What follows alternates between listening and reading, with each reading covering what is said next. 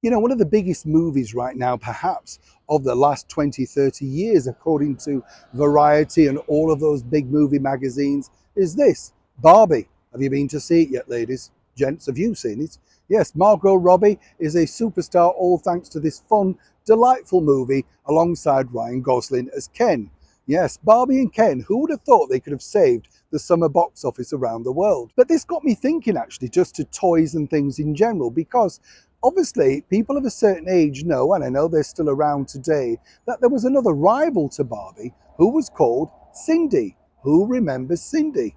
Sindy, you see, was just as big as Barbie. No cat fights in plastic, though, let me tell you. But this really got a memory going as how I ended up working with the company for Sindy. Many years ago, we were asked by our record label to put together a track for Sindy, the doll, an all-action, real-person Sindy doll, right? Now, I was working for a major producer at the time, and he had an idea for a song, but the company behind Sindy decided that they simply wanted to take a more favourite song, so they re-recorded Saturday Night. Do you remember that one? By Wickfeld. Now, what happened was they brought in this very beautiful girl who was incredibly beautiful and very crystal clear blonde hair, blue eyes, almost looked doll-like. She was a model, stroke presenter and singer, and she was asked, of course, to create the role of Sindy in the video and on promotional outfits touring around the TV stations around the world. All looking good, right? Now, what happened, and this is the world of show business that I like to share with you. Part of my job at this particular company was to sit down doing promotions. And I sat down with this particular individual and said to her, well, do you have anything that we should know about that might be detrimental to the promotion of this particular product? Now, you have to remember, Sindy comes from a major global company. They were spending up to $1 million on this record with the potential 2 singles and a follow-up full album. She famously sat down and said to me, Neil, there's nothing in my background to worry about at all. We ploughed along, we made the record, we made the video, we started to go on the TV rounds, and I took her around the world in various sort of guises.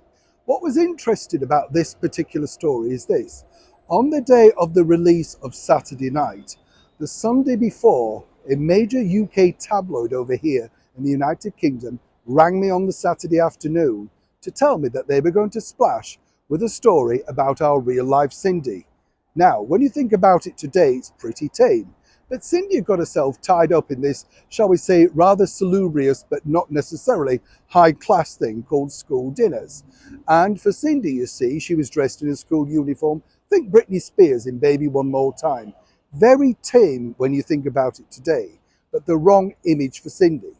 I very quickly had to go into motion and contact the record producer and then, of course, the people concerned regarding this release.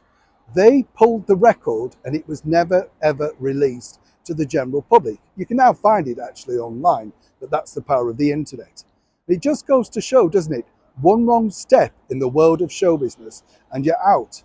I never truly found out what happened to that beautiful girl that really just gave a misstep in her career.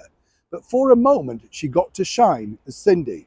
And who knows, 20 odd years down the line, she could have shone again with a remix, a re-release, and who knows, quite a lot of lighting.